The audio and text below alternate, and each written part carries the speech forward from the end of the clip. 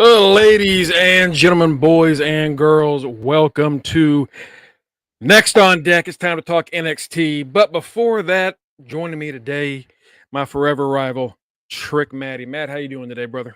I am doing all right. You see, I just changed my background because I forgot just that quickly. It's Tuesday. It's my favorite day of the week because it's my favorite show of the week. I'm doing all right.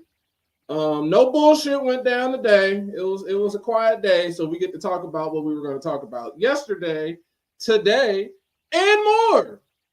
So I'm ready to get into it. Let's talk some NXT, the best show out of the three brands, in my opinion. Yeah. Last night's Raw definitely was a show. And for once, I got a hazy IPA. Got a tall boy. Fancy. I'm just drinking my coffee. But yeah, Raw was fine. Raw was good. It was great. Fine. We just got hit with a dose of reality at the end. It was like, oh, I don't know. Endings, huh? I don't know if I'd call it great. It was all right. It was a good show for what we've gotten some Mondays. Yeah, I mean, yeah, compared to others, yeah. It started out pretty well. We had actually, I'm pretty sure it was over an hour and a half in until we got our first men's match. Yeah, I think so like it was like 9:46, 9:45. Yeah, so like it was a woman dominated show, which is great. That's awesome. Becky and Liv started off. They had a really good match. That was a really good match. They tore it down. Liv is upset because Becky's trying to take away her time and her spotlight and trying to ruin her run for redemption and revenge. And Becky just doesn't calling her the Rock. Becky just doesn't give a shit. Dang, Seth, you're married to the female Rock. Did you see what everybody was sharing around about the book that she wrote? About the picture that was in it? I shared that picture with them in them belts. Mm-hmm. I'm like, oh my God. Either way, I mean, Paige still got the greatest, the worst. Yeah. The worst. I saw that video of Woods reacting to it. And one of the comments was Woods is laughing because he had the better photo op. Right. But yeah, Becky beats Liv and they kind of nod in respect to each other. And then Rhea comes out and Rhea walks by Liv and Liv is screaming, "I'm gonna take everything you love. I'm gonna take everything you care about." And Rhea just blows her a kiss and just walks on by. Like, you were in my rear view mirror. Rhea kind of gives Becky a similar talk that Drew gives Seth later, right? That he gave him before, which was, "Don't focus on other people. I need you at 100% when we go to face off at Mania." Drew said that to Seth because he keeps getting involved in Bloodline business. Seth ended up calling Drew. He said, "You remind me of CM Punk. In fact, I think you're even more arrogant than Punk is." And that was a wound. And then Seth said, "Of all the people that I'm worried about, you're at the bottom of the list." Right. Like, and that almost made Drew come back and kick his face off, but he didn't do it. Rhea does the what's going on, Kenny? What's going on, fellas? Rhea, we're talking about Rhea and Becky. Rhea gives a similar speech saying that she keeps putting herself in matches.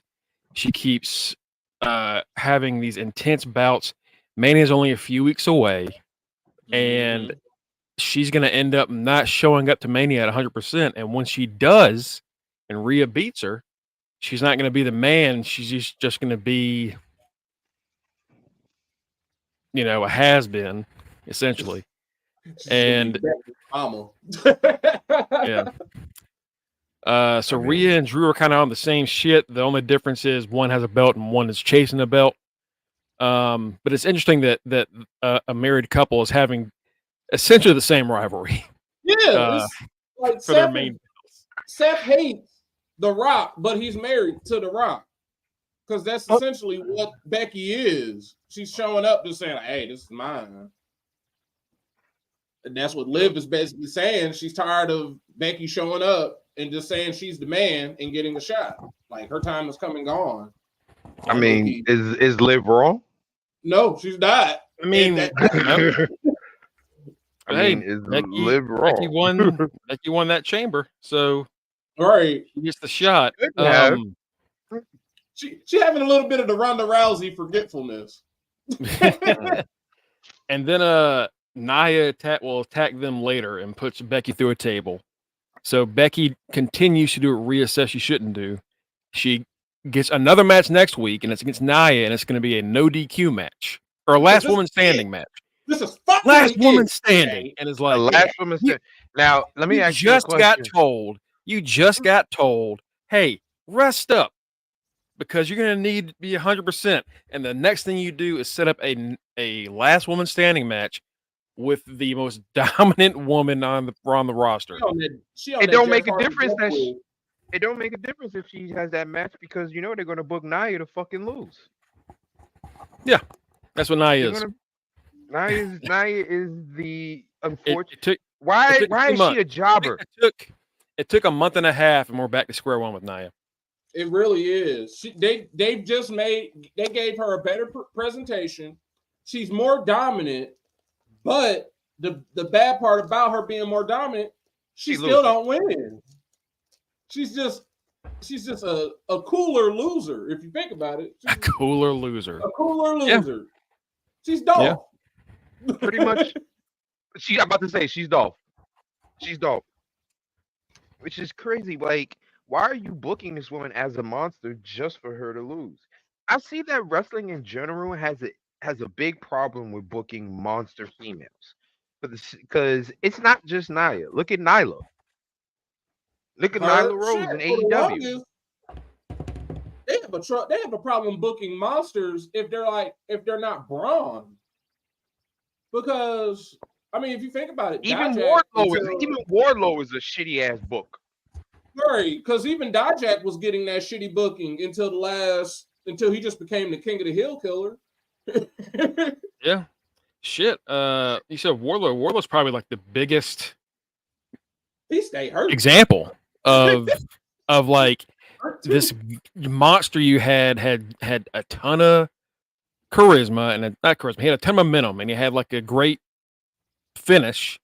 You know, people love the shit out of him, and then just instantly derailed and hasn't been back to the top since. Nia, yeah, Reggie, look what promotion you said. The promotion that has TNA. Always done well at booking TNA, baby. TNA, the promotion that has always done well at booking Jordan Grace. Look at Jordan Grace right now. She's probably their greatest knockouts champion, possibly ever. So she's in the conversation. Even the bullshit with Tessa, it was great. It was booked great. It's just Tessa was ass. Tessa's Tessa. Tessa ruined herself. And even it's not even just women in there. Like Big Cass showed up for 2 months, revitalized his career by just being a monster there. Bronson Reed was there for a cup of coffee and had some great moments there before he went to New Japan. Like Hammerstone right now. Hammerstone right now. Exactly. Yeah, perfect. Jeff Cobb has always been like low key just booking crew. He's Jeff Cobb. Mm-hmm. Walk in and slam the shit out of somebody. That will make them be like. But yet AEW still has him lose when he appears on the television. Yeah. So we got Becky and Liv, which is fantastic. It was a really great match. Probably one of Liv's better matches since she's hit the next level. The next match ends up being, I believe this is one of the weirdest moments of the night, and I don't understand why they did this. Oh, you talking about the tag match? Yeah. So last week, at a house show, Maxxine got booed out of the building by the fans. Not because they dislike her or character or whatever. They were booing her because they thought she sucked.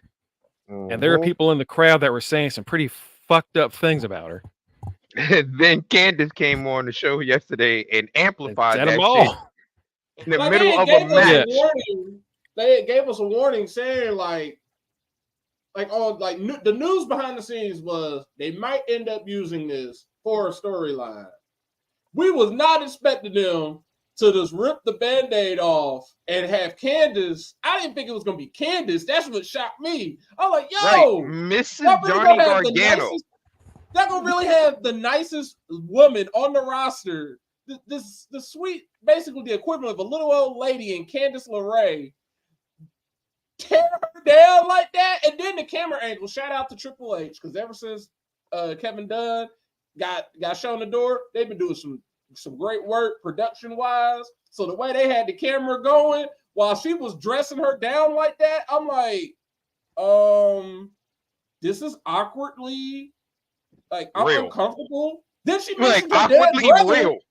And then she mentioned her dead brother. I'm like, yeah, I don't even know if I want to watch this. Like, what else is on right now? Can we fast forward to the gauntlet match? And then she got kicked in the face and lost the match. But Maxxine, before all that happened, she was hitting some like really impressive kicks. I was like, shit, okay, Maxine's kind of improved a little bit. That's nice. And then then when she did the reverse worm. The reverse worm. Candace gets in the ring. Candace gets in the ring, and she's like, "What are you doing?" Well, she's not taking that. What is that? That is not a move. I know you did not try to do that bullshit with us while we are in the ring. You are not going to disrespect us like that. That's why I was like, I think the fuck not. You think you blowing this bullshit on? That's why they booed your ass. That's why nobody like you in the locker room. I'm like, oh shit. That's why I was like, she said that kind of weird. She said, she's not taking that from you. She's not taking that move. Do something else. Like, wait, whoa, hold on. Why are you saying it like that? Why are we like, that's like fourth wall breaking shit. Right. And it's like, what the fuck? What is happening? And then she kept I'm going. Tired of this bullshit. I'm tired of this bullshit. Back her into a corner. You're an embarrassment. If you think the fans hate you, you should hear what the girls in the locker room say about you. You gonna cry, or you gonna cry about it? And then that's when Maxxine got her head taken off by a boot, and that was it. Indy played her part so well. She was just like, what, kick? And she looked at Candace looked at Indy like, she's like, Candace said, cover her ass. Hit her. Yeah, it was. It reminded me of the Randy Kofi incident from way back when Kofi's like about to get hit with a punt, and instead of getting ready for the punt, he stands up for the RKO, and he's like, stay down, I gotta kick you, stay down. I'm like, what the fuck? What? Wait a minute. Why are we? Huh? But this is clearly a storyline, but like, what the fuck? Yeah, it feels like it feels like a Russo moment, doesn't it? Right. But like, how do you make Candace, after reintroducing her to the main roster as this goody and Mrs. Johnny Gargano, with the baby and family lady and all of that? How do you all of a sudden, while Gargano is still being a face, helping out Truth, you got Candace just all of a sudden, you know what? I'm going back to the way. That's what I was saying. I'm like, she basically just turned into the way. Right. Like she's like, I'm going back to the way. And to Mongo's point, they basically, they did say they need to stop being so nice. Yeah. It's the way they're going about it. She's still a face, but to Mongo's point, they've broken the fourth wall. So at that point, she was just Candice Gargano, or what? She was just Candice Gargano. She was just fed the fuck up. She became real talk. She was just a worker. Like, all right, look. No, I'm not doing that. I'm not about to do that worm. No. We already lose every week. We're not getting beaten by that move. It's not happening. Right. We're not. So that happened, and I was I had like 5 different work chats opened up, and every single one of them lit up like, "What the fuck is happening? What is wrong? What's going on in this Raw?" Like that whole thing was just kind of terrible. That should have been But a it got preview of people the main talking. event. That was It a got people preview of the main talking. event. It was. Of good God, next up was the women's tag team titles, Kabuki Warriors against Shayna and Zoe Stark. And That was a good ass match. That was it was a great match. And you know it was a great match because most of those women have history together. Right. Shayna and Asuka and Shayna and Kairi Sane specifically and Shayna have When intense she pulled history. that reversal, the pin, I stood up like, oh shoot, she gonna get her again. Mhm. Yo, not for nothing. I said it before, but I'll say it again. Shout out to Zoe Starks for stepping her game the fuck up. Because like you said, Shayna and those and the Kabuki Warriors already have history together. And for Zoe to just fit in seamlessly, like she's been a part of their routine since NXT, is dope. So shout out to Zoe for that. And Zoe kicked the fucking kabuki out of Oscar with that. Mhm. I'm sorry. Like, Yeah. when And those tag was titles it hit- Kyrie they hit? She did the Z360 Oh, and then Shayna almost kicked her nose into her face, like into Yeah. her skull. I was like, Yeah. God damn, I that's swear, brutal. but you know what's funny? Jeez. You see how impactful that shit looked? That wasn't no different than when Nia flung Kyrie little ass. That was the no Kabuki damn Asuka- different. It was The Asuka, Kabuki yeah. Warriors definitely have to be the best tag team champions they've ever had.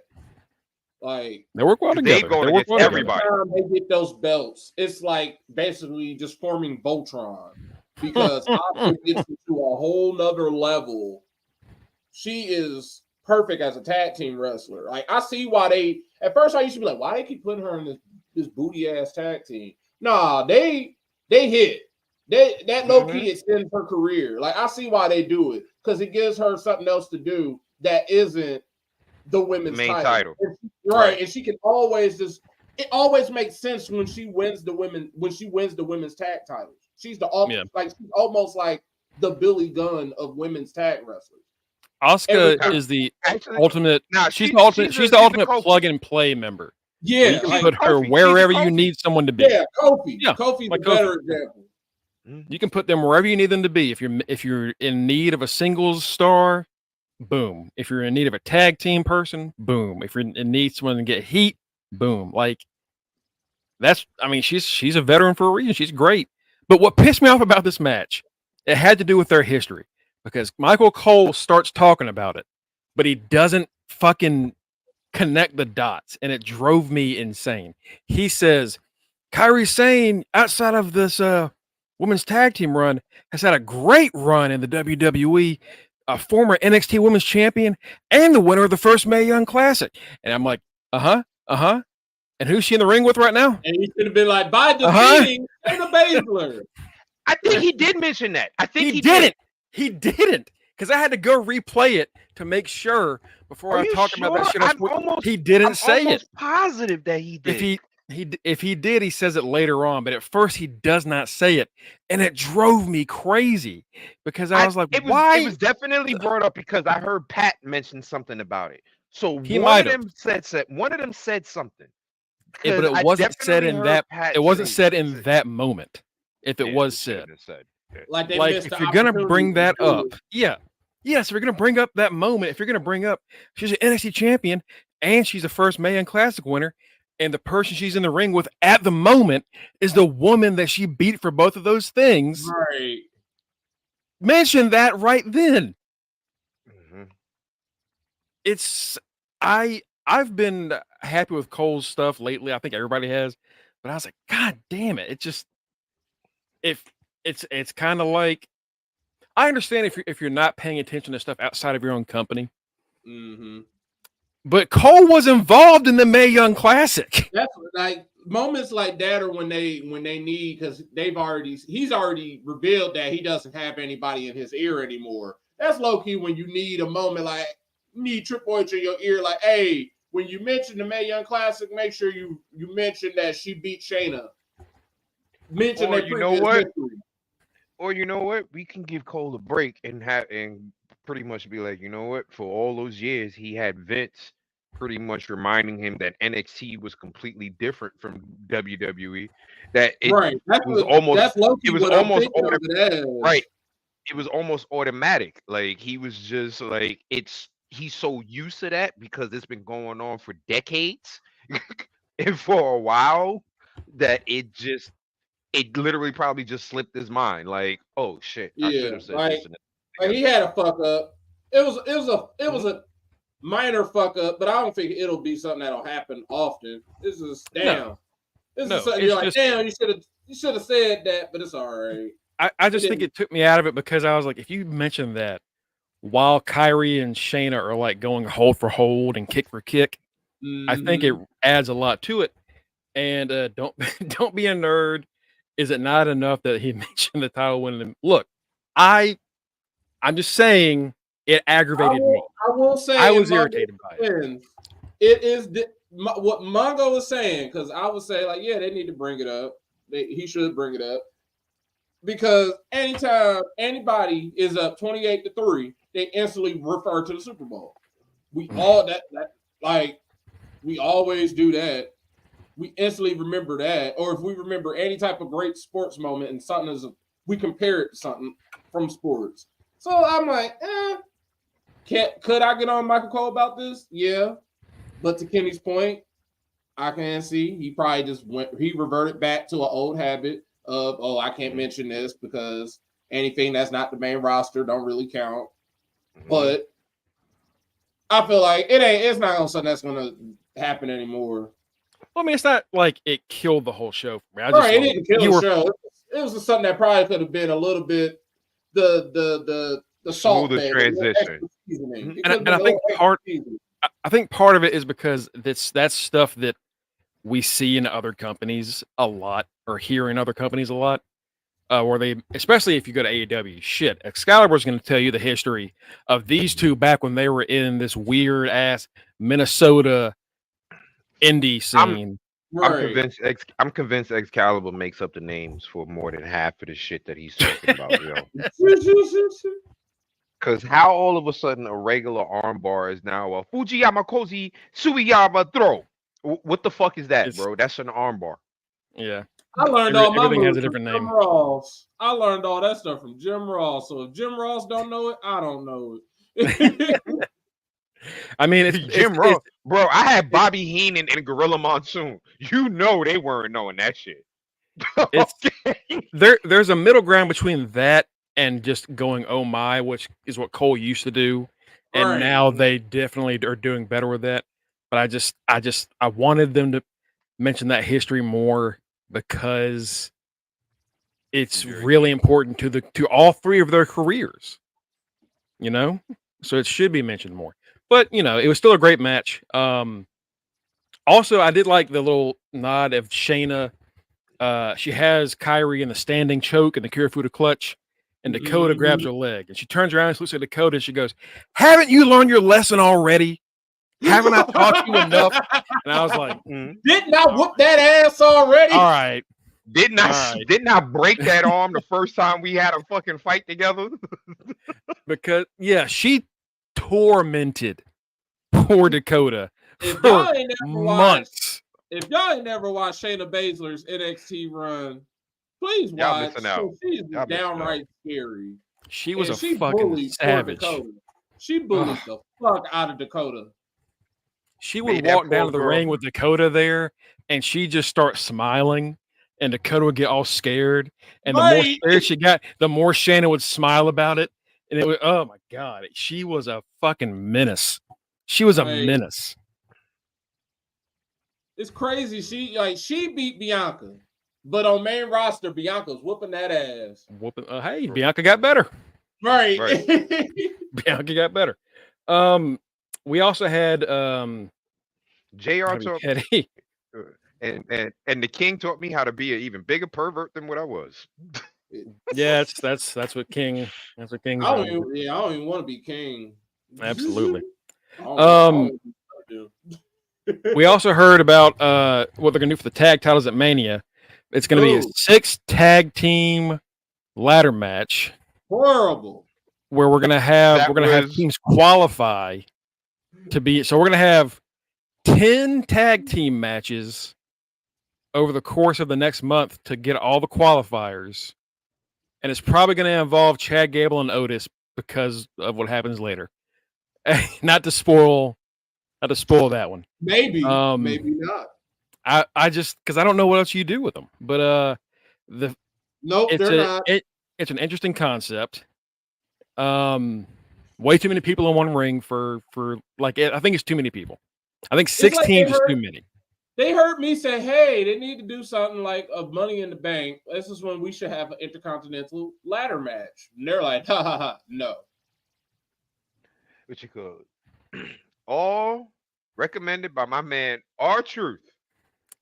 All right. So Judgment Day goes into Pierce's office. Nick Aldis is also there, and Nick is like, "Oh, Adam, this is a wonderful idea. This is fantastic." And then they come in, "Who came up with this stupid idea?" And Nick goes, and Pierce goes, Miz and R-Truth came up with that idea. Miz ran it by us and we thought it was good. And Priest says, "Well, I want to face him in a tag match tonight." And Pierce says, "Well, you can't because they're both doing media right now." And what are you doing here, Truth? As Truth walks into his eyes got so what are you doing here? Like, Pierce about lost his mind, and Truth is, we got a show, Monday. And that's not till Monday. It is Monday, Truth. Oh, that's why Miz was so mad about me not being somewhere. Okay, all right. So then we get a match. Priest beats the shit out of R-Truth. He sure did. Even though he does get off a few moves of doom. He gets the protoplex. He gets the 5-knuckle shuffle. He gets the FU. Great. He's a better too. Does the better STFU than Cena does, because Cena's STF sucks. It was always attitude adjustment. The FU. Yeah, I still call it the FU to this day. But he got his ass whooped, and then DIY tried to save Truth, and they got their asses whooped. Yeah. It's at this point that we move on to the main event. The 6-person gauntlet. And if you missed it, they have uploaded it to YouTube for you to watch in all of its glory, because it's like half an hour almost. Until the last 3 seconds, honestly, really great gauntlet. We start with Ricochet and JD. They had a pretty awesome cruiserweight bout going on. Ricochet had to fight back against JD's crafty, brutal nature. He gets the shooting star press and gets the dub, and then Bronson Reed comes out, and then Ricochet got in front of his girlfriend. He died, flattened, tsunami, washed away his dreams. Sami Zayn comes out next, and Sami barely beats Bronson. He beat him on some Orange Cassidy bullshit. He did. He did. And then Nakamura's music hits, and Bronson's I ain't done yet. And whoops the shit out of Sami. Hits him with the tsunami. He's crumbled in a ball. Nakamura's all right, well, clearly Kinshasa, and I'm moving on to the finals. Sami ducks it, rolls him up, almost pins him. Sami has a 20 to 15-minute match with Nakamura. Right. Which they're great together. They're always great together. And at this point, they've already told us that Gable is going to be last. And going into the show, we're like, this is Gable's moment. This man's about to show out. Then they tell us, oh, no, he's coming out last. We're like, oh, okay. You're saving the best for last. All right, we get it. We know. We see what you're doing, Trips. We see what you're doing. Wait. Nice. So, Sami, with them saying Gable's last, all right, Gable clearly going to win, right? Right. Because why Kenny, before you hopped on, we were talking about how they had all the video packages for all the members in this match. The only one that had his own video package that wasn't Gable combined with somebody else's was Gable's. So we're like, all right, clearly Chad Gable's winning this match. Sammy somehow overcomes the odds, ducks a Kinshasa, and he follows Nakamura into the corner with a haluva kick. Boom, he's out cold. He gets the dub. Gable comes in, and Sammy can barely stand. And Gable's like, come on, Sammy. For WrestleMania, Sammy. Stand. I'm not going to beat you while you're down. Stand up. Like, that's Gable's. That's Gable, yeah. Yeah. Great story y'all setting up. Okay. Yeah. Like, cool. All right, awesome. And he immediately German suplexes Sammy and goes for an ankle lock. Like immediately, like, all right, now that you're up, boom, and then tries to snap his ankle. Sammy gets out of that. And then eventually gets to the floor. They kind of go back and forth there. Sammy misses a haluva kick, gets in another ankle lock, and this time he's in it for like at least 45 seconds. Right. To the point where he's hobbling. He can't put any pressure on the leg. But he puts Gable in the corner again. I think he did the exploder into the corner. And then he hobbles his ass across the ring and hits for the kick. And it's like, clearly he doesn't have the speed behind him to make that work. But then on commentary, they say, a picture-perfect haluva kick. No, it's not. No, it's not a picture-perfect haluva kick. He gently brushed his face with his boot like he was painting him. That's what happened. And then Gable falls over unconscious, but he still kicks out after Sammy struggles to crawl over for the pin. Then another ankle lock happens after he hits the deadlift German, and Sammy counters it into a roll up 1, 2, 3. But we do know Gable's shoulders were not on that goddamn mat. You do know that, right? Because I don't think it's gonna matter. He pinned Gable's neck, not Gable's shoulders. He pinned his neck. I don't think they're gonna bring that up because I've been waiting to see if that gets mentioned. And unless there's some like after show interview that I missed, they don't talk about it. So we're just gonna have Sammy and Gunther, and that's it. His daughter is gonna be. She had to be crying last night. I mean, like a baby, just bawling. Well, me and you said it in the chat. Trips was like, girls cry all the time, Chad. Get over it. That's exactly what Trips told his ass. My girls cry every day. It's ridiculous. It's me, Steph, Linda, and the girls in the house. You think I don't hear crying all goddamn day? Shoot, Triple H be crying. Because he can't rest. Shit, Cody cried last night. Not as much as they were Gable. Not as much as they were Gable. Gable is the person that everybody wants for this right now.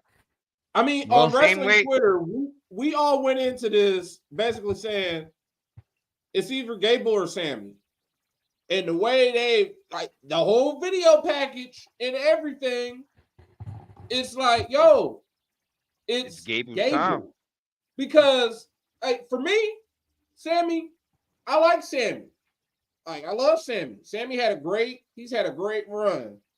He had his time at WrestleMania. He won. He main evented night 1. There is no reason now he's at the following doing that. The next year you're getting to potentially beat Gunther for the Intercontinental title.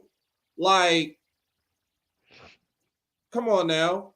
He already had his story. Like, Sammy finished his story. If we want to bring that up, Sammy finished his story. So all this is telling me is scratch Sammy winning. Gunther gonna win. And then Gable is either gonna beat him the night after, or he's gonna beat him at Backlash for France. So I don't think they it's have Gunther losing. All of these title runs, they're all been Mongo brought this up I think he said it yesterday, but he's brought it up other times. All these title runs can't end at WrestleMania. Somebody has to keep going. So Gunther makes the most perfect sense. Sammy's already had his moment, but he's still popular. He can lose. Go and that'll make Gunther even more hated for that Philly crowd because they are raucous.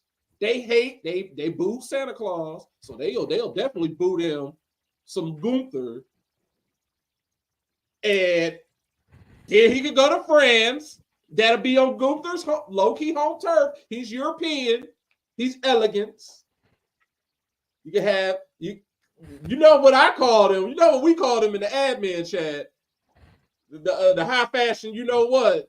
Because that's what they are. So he gonna be in France, high fashion right there, baby. He gonna show up and he can lose the Gable. Get it over with. They also said during the match, the only person in this match to never win a singles title is Chad Gable. And it's like, yeah, they're piling it on because he's gonna win them, and then he didn't win. Now, someone brought up on Twitter that Chad Gable's shoulders weren't down. Yes, yeah, that's what Keno was saying. Yeah, if you look at it, technically, they're not. Technically, they're not down. I'm like, they could run that. I don't. And they already said for Alpha Academy for this tag team, it was Otis and Tozawa. That's why I'm like, Gable has to be getting added to something somewhere. He's not getting added to that. Something is going to happen to which he's gonna be eliminated last in the Andre the Giant Memorial Battle Royal, or he's winning it. Because at this point, Matty Bischoff had on. Who are the people that have been losing the majority of the year, low-key? Gable? Anybody on Team Raw? Low-key Gable. Like, Gable has been, like, they're popular, but it's like, whatever. He had that great banger with Gunther. So could he win the Andre the Giant? Yes, he could. Nakamura. Because that's all he do is lose. Mm-hmm. And they both on NWO. This gonna be the season of first. The first season we've won. Yes, they still do the memorial match. I think the women's one is the one that always gets. It's just always called the women's battle royal because they just for some reason can't think of a historical woman. There's so many women they can do. There's so many women. The Sensational Sherry Invitational, because I love Sister Sherry. Sensational Sherry Loki would be the one to go with, but you can do that. You can do the China or Joni. What was your last name? Joni Laura. Yeah, you can do her. Like those top two options right there. Just because Fabulous Moolah ended up being a monster, just give it another name. You know what? How about this? How about the Wendy Richter classic? Yeah, Wendy Richter classic. Why not? Yeah. The first rock and roll female wrestler.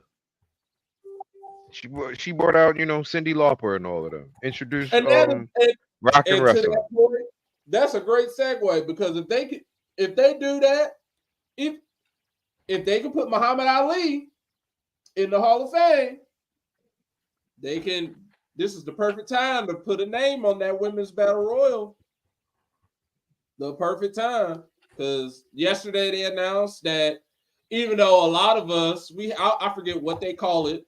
It's just like everybody that if you think that you saw Sinbad in a movie playing a genie, you did. Oh, the Mandela effect. Mandela, yeah. Us three all thought Muhammad Ali was already in the WWE Hall of Fame just because he's Muhammad Ali, but no. But it makes perfect sense. They just added him on the video game, so of course he's being added to the Hall of Fame. So, but I don't understand how that never happened. I mean, like, I don't understand how Pete Rose went in before him. Right. There are certain people they just don't want to put in until they're already dead for some reason. All the blacks. No, and also Vader. And also Vader. Like and Big Boss Man. And Big Boss. I think isn't Ron Simmons like the only black that was alive to get his induction? Like Booker T's in it. Oh, Booker, Booker okay, T, Booker's man. in. But yeah, he's in twice. Not he's everybody in else. Booker T and as a Harlem Heat. Because that's because Booker's ass is gonna be alive for the next 200 years. That's right. The Kane. JYD didn't get in until he died. Abdullah the Butcher, I think, was damn near on his deathbed when he died. But why is it that they wait so long for the black people to get in? Like, what is Abdullah dead? No, he's alive. I think he's alive, but he was sick as shit when they decided to put him in. Oh yeah, you ain't kidding.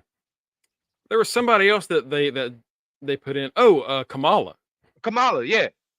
Kamala, he lost a leg to diabetes and also, like, I don't know.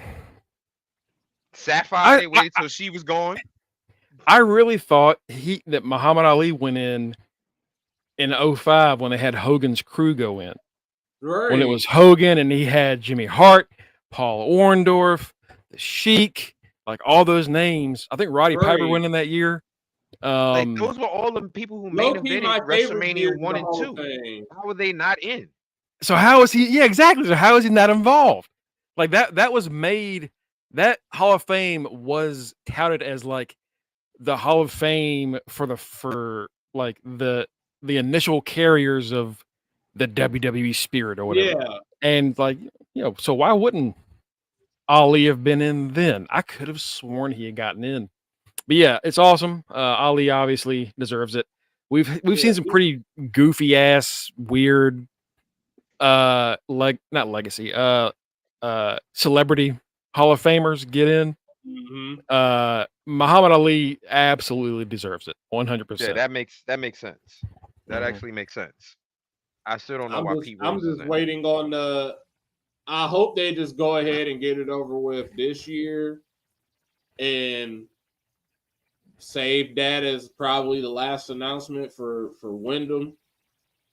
For Bray Wyatt, I hope, but it would not shock me if they decide to hold off. But I mean, how do you hold off and you got his daddy and his uncle going? Right. It's just like really happened. It didn't take them any time to put it didn't take them any time to put Eddie in. Like soon as like Eddie was in that basically right after. So yeah, it should be included.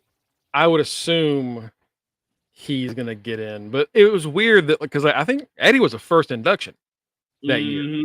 Like he was the first one they named. So it was weird that didn't happen this year with Bray. But yeah, he has to go in this year.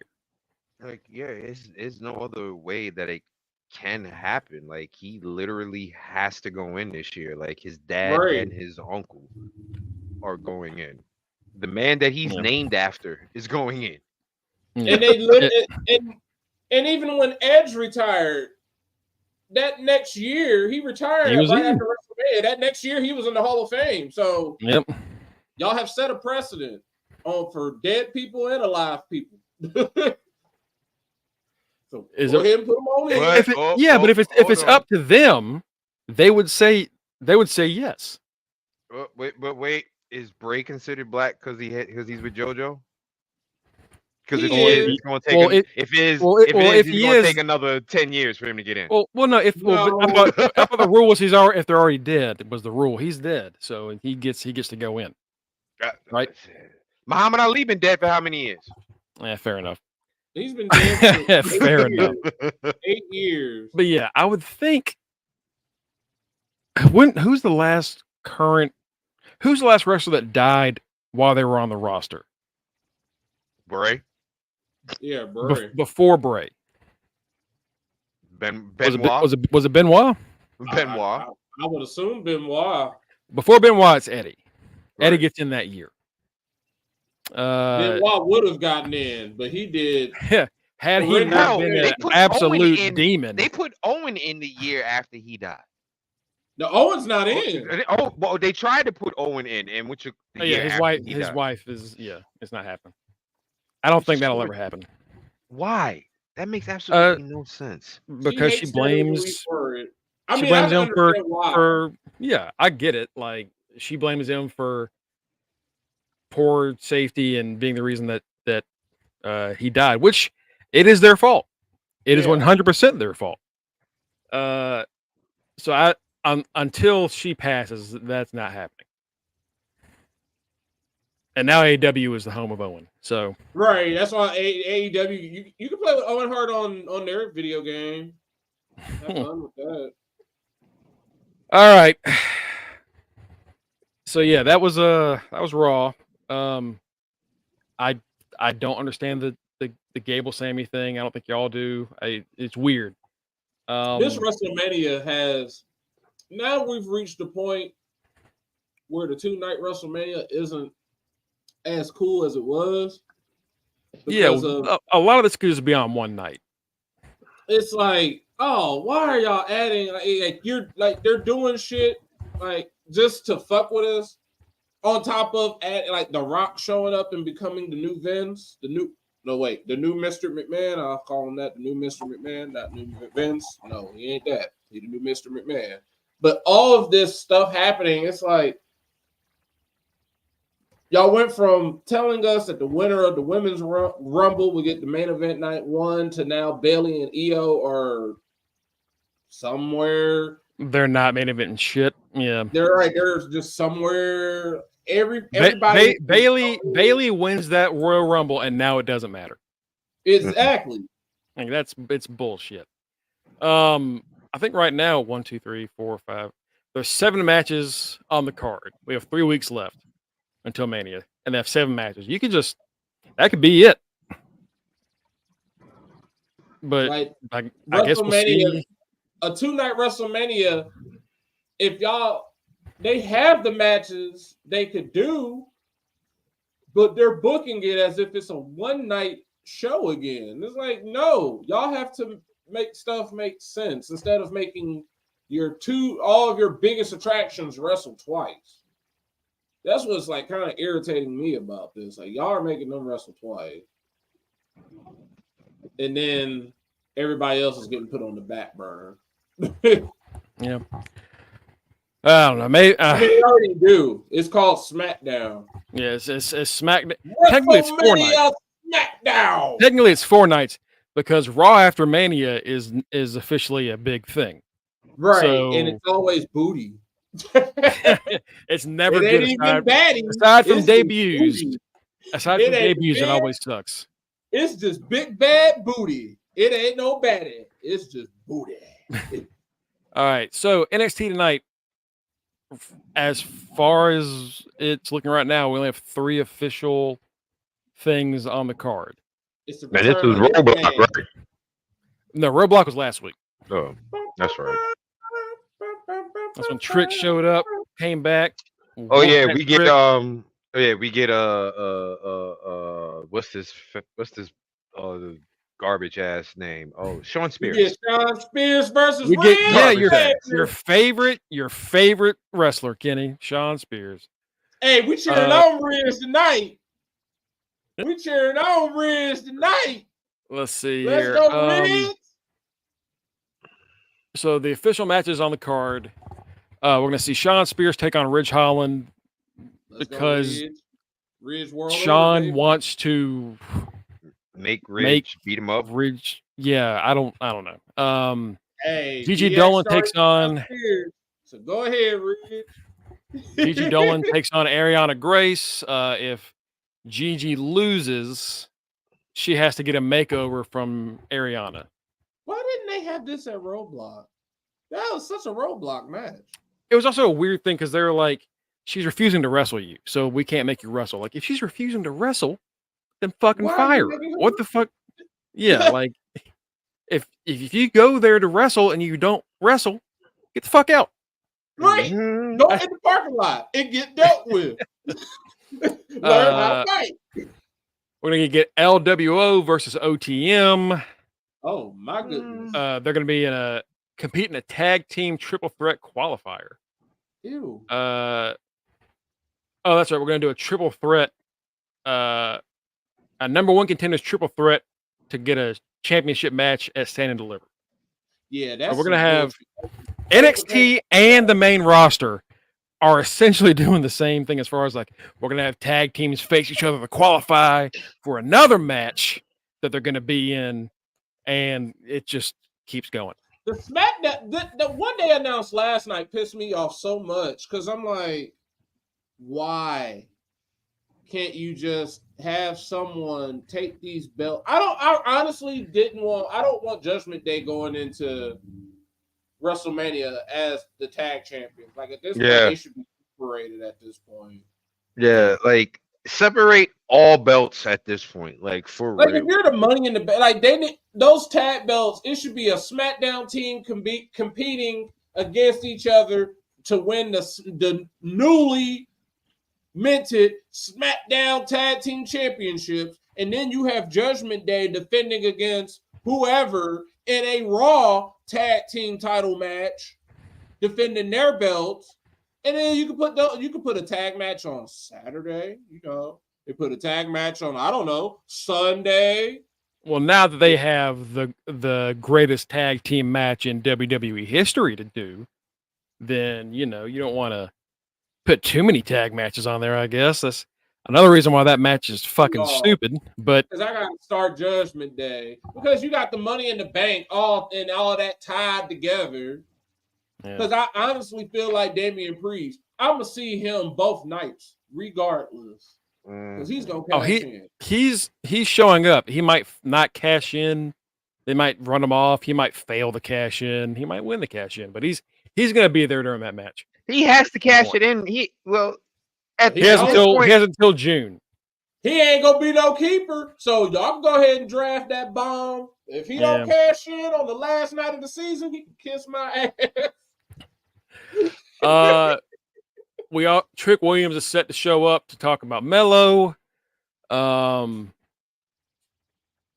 are through Fightful Select, we're gonna have Thea Hale take on Kiana James and Izzy Dame in a tag match. Thea Hale found Fallon Henley to be her partner, so Fallon and Thea together. Mr. Stone takes on Lexis King in a singles match, so Lexis King can actually get a win. Man, why I gotta lose to him, man? And then the big match of the night, the match that saw people get really behind Jensen because of Brooks Jensen because of that entrance. It's going to be Obafemi defending his North American Championship. I forgot. Wow. Against Brooks Jensen. Really? Wow. Yep. Why? Last week, he talked to his former tag. They're still friends, I guess. They did the hey, best friends beat each other up thing. No, we don't. That is no, we don't. He talked to Briggs and said, after that, I needed to step up some more. I got a match with Obafemi, and don't know why that's happening. And then someone, I can't remember who it was, someone walked up to him and said, you beat him and he gets the title match. That's interesting. So, we'll see where that goes. Clearly Obafemi's winning tonight. I mean, because ain't no way in hell. First of all, Wichita is going to interfere in the match because there's definitely going to be a jealousy thing going on. Oh yeah, Josh going to be there. It never. By the way, has never failed to amaze me because remember, Ref Bay, her husband won the North American title. That's true. Leon Slater, something like that. Leon Ruff. Yeah, Leon Ruff. Yeah. When he won, that was when I was saying, anybody can win. And then that belt was saggy on my man. They tried saggy my ass. He tried to put that belt on and it fell to his feet. It didn't sag on shit. It just fucking fell because nothing was there to hold it up. because that is like that North American title. And they needed a safety pin to hold the belt up. That's the title that they love to play. That's the true hot potato title. They love to play hot potato with it. It should be. It's the mid-card belt. It should be a hot potato belt. They have the right idea for that North American title. Like, somebody's new, somebody's young. You know what? Let's see if they got what it takes. Let's put it on them for a hot minute. Oh, okay, they got it. All right. Go. There's somebody up and fresh coming up too. Guess what? It's time for your chance with it. I think Adam Cole had the longest run with the belt. Who had the longest run? I think it was Cole, Adam Cole. Yeah. Probably. Yeah. He was the first champion. Right. I'm trying to find that match to see if I can see how it finished. I forget all about Adam Cole winning it because that belt, that is the blackest belt in all of wrestling. Because Adam Cole won, then it was like Ricochet, Velveteen Dream, Keith Lee, Wesley. Two people with Lees and they both black. You'd have never guessed that shit. Rick. Leon, hey, that's our belt. The ends, that's what the North. It don't stand for North American. It stands for nigga Atlantic. That's what it says. For the North, yeah, the North, NAWF, North American. But yeah, that was a matchup when old Brooks came out to what the fuck is that Journey song? Dun, dun, dun, dun, dun, dun, dun, dun. And I, among other people, were like, "Get the fucking rights to the song. Get the rights to the song." And instead, they just. Yeah, I remember that because we got hyped. I said, so that's what y'all did. Y'all said have him come out the Journey and have Def Rebel listen to it so they can give us a booty ass version of it. And the booty ass is heavy on the booty and the ass. Fucking Def Rebel heard that song one time. They heard that song one time while taking a shit. Like, all right, I think we got the gist. We can make this work. God damn it! I know you can. I know you can afford it. Just fucking pay for it, please. Jesus, that's like the big thing AEW does that like nobody else does. Just like you pay for the music. One thing that would always make me like WCW is because they had the rip-offs of Smells Like Teen Spirit and Seek and Destroy, or they were just literally just that. I was like, yo, I know that song. I can listen to that on the radio. But I was saying in one of the other chats before, speaking of Josh Briggs, I got the new 2K and I was like, all right, I'm gonna make myself clearly trim down the man titty in the game version. I'm not gonna put those on myself. And I like try to get my face right. I even got my hairline right because I know I'm balding. I got the hairline, it's receding, right? And I put it up there, all right, perfect. And I got done, and it looked like Josh fucking Briggs. And I was like, you can just copy Josh Briggs and be like, Greg. I was so angry, and I was like, maybe it doesn't look that bad. And Briggs is in the game, and I like put them next to each other, and I was like, fuck, I just made Josh Briggs. I just made another Josh Briggs. I also love that Michael Cole, you brought this up in the chat last night, that they're doing the ratings horrible on purpose because Michael Cole was like, here are these controversial ratings. Yes. Right. At that point, I know it's on purpose. It has to be on purpose. That, there's these well-known and like highly decorated wrestlers, 80, 76. Who is doing these ratings? Man, it's there to piss you off. Logan Paul. Yeah, and Logan Paul gets a fucking 90. Logan Paul is a 90. Logan Paul. Shout out to Prime, the new official drink of the LA Lakers, baby. Did you see McFoley respond to that being on the mat? He put a picture up. It was like a Photoshop picture of like Taker looking down through the Hell in a Cell, and Foley's on the mat. He's on the corner, and in the middle of the mat is the Prime logo. And Foley goes, "Please no." I think like that shit was so cool when it was WCW and Slim Jim, but it's Slim Jim. That shit is a Prime bottle that needs. I hopefully what I think is going to end up happening. I'm gonna say it right now. what I think is going to happen, they're going to put it on at WrestleMania. That shit is going to backfire. They're going to be like, this is ugly. Or it can't just be a prime bottle in the middle of the ring. What I think is what it's going to be, it's going to be kind of like UFC. A prime bottle in all four corners. And then the ring, the middle of the ring is still naked. Ain't nothing in the middle. But you're going to have a prime bottle in all four corners.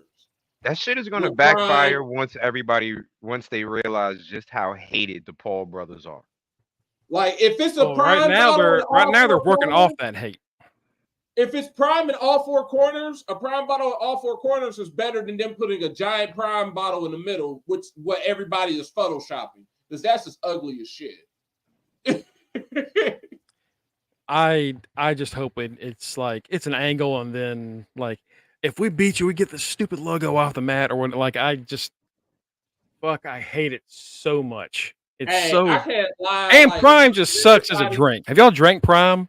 Y'all had it before? I don't drink. You like it? It's good. I told you the flavors I got. I stick to those two flavors. The ice, the cherry freeze, whatever's supposed to ice pop, and whatever the other one I said. Ice pop tastes like the ice pop.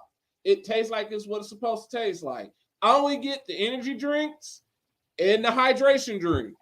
That's what I stick to. But the Lakers, see, I'll be on this stuff before the Lakers get on it. I was drinking Body Armor only because Kobe was drinking it.